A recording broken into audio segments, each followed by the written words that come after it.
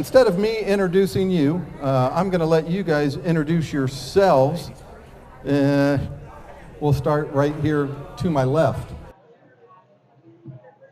My name is Brooke Lyles, and I'm the CTE Director for Caney ISD. My name is Adam Lara. I am the CTE Director for Splendora ISD, and I'm going to go a little further because you did not. And a little background about myself. I am not a native East County individual, but I did get here in 2000, 2001. I started as an ag teacher. I like to say I'm a recovering ag teacher, pseudo CTE director. Taught ag for 13 years at Splendora, and ever since then has been a CTE director. So it's a privilege to talk to everybody. So real quick, we just keep using the term CTE. I know some of you already know what CTE means, but let's go ahead and really just describe what CTE is first, and then we'll move on from there. Well, what CTE stands for is Career and Technical Education.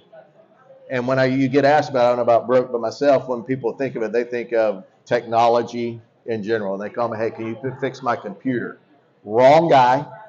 I may have some staff members that can fix a computer or tell you how to do it, but I'm not that guy. But what we do is cover all career and technical type education within public education or within our districts and what we offer. And I'm assuming we're going to go over that here in a little bit, what we offer at each of our districts, and we're pretty similar, I know. You want to add to that? Yeah. If you think of vocational education, that's the old terminology. Homemaking, that is the old school career and technical education. In the 90s, it started evolving and changing. So we have more diverse courses, opportunities, and certifications. And so that old school is now career and technical education. It's more industry aligned and just better opportunities, better education for our students. So you just kind of went over it and maybe share the story a little more, but how it evolved. And so it really was the homemaking programs at the beginning, but it is such a different world now. Yes. So when I was in high school, you took ag or you took homemaking. You may take auto. Most of the students that were in those programs were trying to get early release to go to work. And a lot of those students were not college bound. That was not their desire. They wanted to go only to a trade school, which is wonderful. We promote that. But we also understand that a lot of our kids, and promote just as equally, are college bound. They're your top 10% students. They're your advanced academic students. And so, in the 90s, there were a lot of changes. We have a lot more organizations, CTE organizations, competitions for our students to get involved with and learn from. And in the 90s, 2000s, that's when everything started changing. Just to, like I said, create more opportunities, more classes, more specific and program, just program specific on what the student wants to do after high school. Can you speak to the evolution in your own school district at this point? I mean, how has it changed since you've been there? In Splendora, we were very heavily, when I got there, we were very heavily ag-based, which we still are. We have 5 instructors at a single high school and plus a junior high teacher. Back then when I got there, we had home ec, we had auto, and we had ag, which also did welding, but it was all through the ag classes. Since then, we have evolved. We've got 19 different programs of study, and that's what we're calling now. We got career pathways and programs of study, and endorsements. Under the endorsements is programs of study, or POSs. We like to use acronyms for everything, so that's what our acronym is POS, but it stands for programs of study. And like I said, we offer 19 different programs of study for our students at Splendora, and another 7 level 1 certs through Lone Star, or have MOUs, memorandums of understanding, with Lone Star for our students to have the capability to either get those certificates through in-house at our campus or at Lone Star, traveling with our early college high school students as well. And like Brooke alluded to, it's not just those students that want to be vocational bound and want to go career. We have students that are going to be college bound, that we utilize that to learn a trade, learn a skill. And like I tell our students, is you can get that trade, get that skill, utilize that while you're in college, and possibly have a side job, or maybe go in more depth to get that degree within accounting or construction or whatever it might be, or engineering, kind of guide them in a pathway that they truly want to be in. as far as McKinney ISD, how it's evolved, our district has experienced growth just as Splendora is as well. And with that growth becomes higher numbers of students, and with that also comes more student choice. Our students get to select their career plan when they are in the 8th grade, and that determines the next 4 years on what they're going to take in CTE. For that, just some of our programs, we've added instructors in certain areas, and as you grow, whether it be construction, electrical, those type services, those are the programs that also grow in number and in quality as well, because those students are going directly to the workforce. So there's some unique programs now. It's not just shop, right? What are some of the ones that really stand out to you that are just so dynamic and different in the CTE programs that you'd like to really talk about? So we have every program of study. All of our programs of study are unique and worthy of applaud and praise. However, we have national winners in a lot of our contests that go with our CTSOs. Of course, like Splendora, we have very strong ag background, and Caney is a community-driven program. We have high numbers, and we're highly competitive at the local and state level. We have wonderful engineering programs. Our cosmetology students, those are 25 students a year that are going directly to work, earning a wage. Our health science programs, those are the students who, we had 8 last year that got sign-on bonuses or are at a local hospital as a CNA. The opportunities for our kids in health science is just amazing. They'll graduate with an EKG certification, phlebotomy, PCT, and CNA. And so even if those students are wanting to become medical doctors or whatever it is, they're gaining points so that they can be accepted hopefully into med school if that's the route that they want to go. We both have very strong culinary programs, fashion design, construction, and auto tech. We could just keep going. So really it's student driven, and that's what I would like to just focus on. If our students want it and a large number want it, then we provide the best scenario for them. Yeah, and Splendora, the same as what Brooke said, ditto, because that's what y'all You told me use you'd that say term. that. Thank you. But we're very heavily what I like to call dirty lab based. Those are the labs, your welding, we just came online this year, or last year, auto body and refinishing. It's working extremely well. We also have a machining lab that we're partnering with NASA and their Hutch program as we speak, where our students to actually manufacture parts to go up to the space station and whatnot. And then our culinary, as we spoke, I'm proud of our Ready, Set, Teach to train our own, because everybody knows in our industry there's an extremely large shortage of teachers and educators. So we're trying to do that and help ours and just grow various different things in our computer pathways, our programming, trying to meet the needs of the growing job opportunities in our Gulf Coast region. And using that data, and Brooke and myself, I want to speak for, but when we fill out our Perkins grant for our federal grants, we have to look at regional workforce data and develop pathways and what is represented in our area for our kids to be able to get a good career and support the family, and more so become a good citizen. That's a really good point in terms of you're having to listen to the workforce needs, and what's kind of new on the radar that you're looking at that's a little newer to your programs possibly, or that may be coming that you're looking at adding on to your existing programs? Well, you look at the workforce data, nursing is still number one in our Gulf Coast region. We can use as many healthcare individuals as possible. So that is big in our area. Believe it or not, transportation, trucking is extremely large. We don't offer trucking or, logistics at our school. Like I said, we do the auto body and refinishing, but those students can get out. Anything in industry-based construction, education, secondaries, teachers are extremely needed in our area. And you may help me, I'm going blank here on the others. I'm going to say ditto. No, really, that's accurate. The only thing that I would add is information technology. Yeah. That's the hardest to find a qualified teacher for. In my mind, one of the hardest, just because of the availability to make so much more in industry. And so that's a issue that we face on a regular basis. Is a lot of our CTE teachers can go to industry and make a really good wage.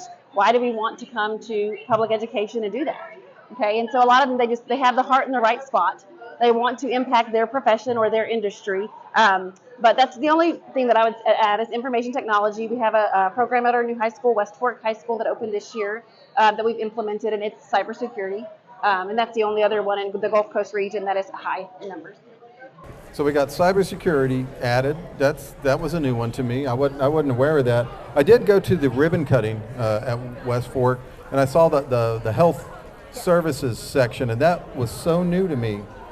You know, those of us who go through programs like Principal for a Day or something like that, we do that, and we always compare it to when we were in high school, and we walk away with the biggest surprise looked on our face, like this is so different than we went. It's not just about, you know, prepping you for further education. You have these programs for a specific reason, and that's to engage with the workforce and the business community right out of high school. And so one of the reasons we wanted to have this discussion today, and the reason I'm recording today as well, because I want to share this information above and beyond just what we're talking about here with you, is because we as the chamber are that connecting point with the business community, right? And we want to find out ways and learn about your programs and understand how we can connect and be part of that. And I'm sure you probably already have some success stories that you could share, but what are some regional success partnerships, and what does that look like? Sure. So success stories are partnerships with Lone Star College. We both utilize them heavily. Our hospital district, our students doing their clinical hours there, long-term care facilities in the area, Chesmar Homes for our tiny home that we've been building for quite some time now due to COVID. We're nearing the finish of that. Are a few of ours. In addition, we are a part of the Samsung Solve for Tomorrow contest at one of our high schools and have had a lot of success with that. They've won nationals 2 years in a row and have earned some really cool prizes and materials for their lab at Porter High School. So those are a few of ours. I know you have some. Some of the successes and partnerships is we're real big with, like, say, Kennedy Fabrication in Splendora, a fabrication shop. They take care of a bunch of our certifications for our welding program and hire and internships. DeMontron now has some of our auto body students, and like I said, working with NASA, and there's various other ones that come in and assist us at any given time. Kind of one of the neat things, you talked about tiny house. We built one 2-3 years ago strictly on donation funds for after Harvey, and was able to donate that. So that was probably, you could say, success story. That was one of the neatest things, because from our welding shop, from the trailer to everything on top of it, was 100% student driven and student built on community funds. So that was a pretty neat thing. Got a lot of publicity for the school and helped out a struggling community member. So I'd say that was pretty neat, and the kids enjoyed it, and they'll remember that the rest of their life. What would you like to see more of from the business community? So you have some success stories, but there's a lot more success stories yet to be written. So what would that look like? What is that perfect, if we could use the word perfect, but what does that perfect relationship look like? How does the business community reach out to you and say, how can I engage with you? How does that work? Well, first and foremost, they can reach out to myself, and I know they can reach out to Brooke here and contact us. But things I would look for is being able to put students in internships with those businesses where they get real hands-on experience. They meet our level 4 requirements of being in a practicum for that pathway. And then being able to come up and speak to our students. Just as simple, little Johnny coming in and speaking about construction in the real world to our students. It's kind of like our own kids. They'll listen to you before they listen to me, and we're saying the same thing. And our students are no different. Just getting real world experience. Hey, this is what occurs in the real world. This is the real money you can make if you work hard, if you show up on time, and become a dedicated employee. But just those partnerships, to be able to give our students more opportunities and see real world experience besides what we can offer them in the classroom. I'll add the connection most definitely. We have a flyer at our booth that I would like for anybody. There's a QR code on the back. That's how you can connect with us. So if you're watching this on the video, most definitely you could email me. That would be fine as well. But it's exactly what Adam said. Be willing to get our students in your workplace to provide them real world experience. And think of it on the opposite end. The majority of students are not going to travel more than 60 miles from their home. Okay, so where they are raised, they're going to stay here. This is your workforce. So we either take that opportunity now, we train them. Some of them are free internships. They're learning something, and then you have someone that is that they trust you. They want to work for you. You have that relationship already built, because that is, just embrace it. That is your workforce. It's interesting you say that.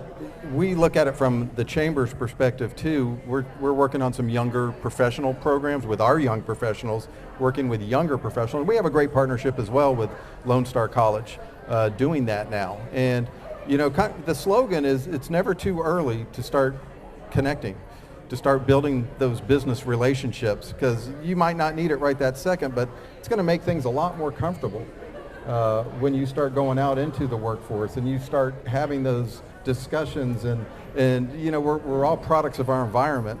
And so the more experiences you have outside of your closed environment, you know, you're only going to benefit from that. And you know, I've had a chance to tour, you know, both schools and programs, and there's some really unique and eye-opening experiences. So I got to do a quick plug here, because we have an upcoming Principal for a Day program on October 20th. If you've never been in that program, we're looking for you to be part of that program with us, because you'll have an opportunity to see some of this. And if you're watching this years from now, which I'm sure you will be, you know, we'll do this every year in October. So always look to us for that. I had the honor, and I still don't know how I got on the VIP list, but I went to NASA's 60th anniversary of JFK's speech.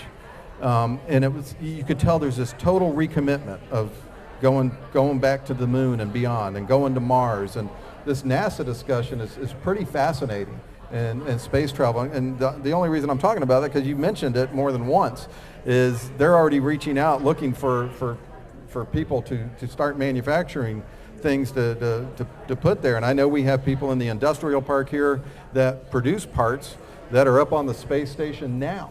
And a lot of people don't know those stories. I mean, there's so many great stories here in East Montgomery County, and I think that the CTE programs are one of those stories that a lot of people don't realize what the benefit is and how it works, and more importantly, partnering with you and getting you involved with more businesses to see, because you got more students coming, don't you? Yes, we do. We learned that really recently too. Go ahead. Yes, Brooke is sending all theirs north now. I mean, they decided they wanted to move 4 miles further north, and we're still getting all those students. But you're right, Mark, as far as that and building those relationships with business entities is extremely well. And, you know, like I spoke to NASA deal, they reached out to us strictly due to CTSO, our Skills USA, our students machining in one state competition, and they seen them and then come to find us. And we are producing things that can be used for industry. We produce things for, like I said, for Kennedy Fab. It actually goes out to oil rigs, offshore, inshore, and whatnot. And our kids can do quality things. One thing on a disclaimer is we still have students. If they come as an internship or a practicum, they're still students, and it's tough for some people to realize that they will make mistakes, but teach them and let them know what's right and how to do it right, and they'll make phenomenal people. So I was in a legislative planning session last night with our other Montgomery County chambers, with our elected officials, and it was brought up that they noticed in the discussions with business leaders in the area that they've been having discussions with, that they prefer, many CEOs and business owners and people that hire have started to prefer to hire out of the high school CTE programs than even out of higher education programs. You guys are doing a phenomenal job of really preparing them, and it's being noticed is what I heard in that discussion. Can you speak any more to that? I can only relate it to personal experience, and I'm going to go back to livestock industry, what my background is, and I would almost rather work with a new person that knows nothing, and this sounds bad, but than work with somebody that thinks they know everything. They're getting a young individual straight out of school that has gotten the basics. We try to teach them a little more in the basics, and they can train them to how they want them for that industry. And I think that's what you're seeing is they're getting somebody that's wanting to learn, that knows just enough to be dangerous, and then they're able to train them the way they want to train them for what best fits their company. And I think that's what we're seeing, rather than they go out get training somewhere else and then come back and not know their way and have to retrain them. So. And I'll add to that as far as just what we teach in our CTE classes: interpersonal skills, communication, dealing with conflict, real world situations that students are put in. You're not going to learn that in a core class, okay? You may learn it in the hallways if there's a confrontation, but we're taking the proactive end of that and teaching those interpersonal skills, the importance of leading a healthy lifestyle. Those are actually things that are taught in our courses. And so when we work with business and industry, that's valued. In addition to that, our students, a lot of our students compete. So on our flyer, we have almost 700 students that competed last year in CTSOs. That concept of students are doing this in competition, what we're doing, and they're judged on it. Most 16-year-olds don't have that opportunity, okay? We promote that opportunity. If you go to your LD contests in FFA or Skills USA, DECA, FCCLA, TAFE, we have all of these organizations where students are learning proper parliamentary procedure. That's a dying thing. People do not know how to use it correctly. They don't know how to collaborate. They don't know how to create committees and utilize them effectively. Our students learn that. They learn it, they exhibit it in competitions, and that's what I think CEOs and people are realizing. It's very marketable, it's useful. To tie into that, just brought to mind, just this week I was doing a walkthrough in a class, and kids walking in and out of the classroom, back in, I'm like, what are we doing? So I just slip in, and it was my law enforcement instructor, and he was teaching just basic, coming in, answering a door, shaking hand, introducing yourself, how to properly answer a phone and interact with people.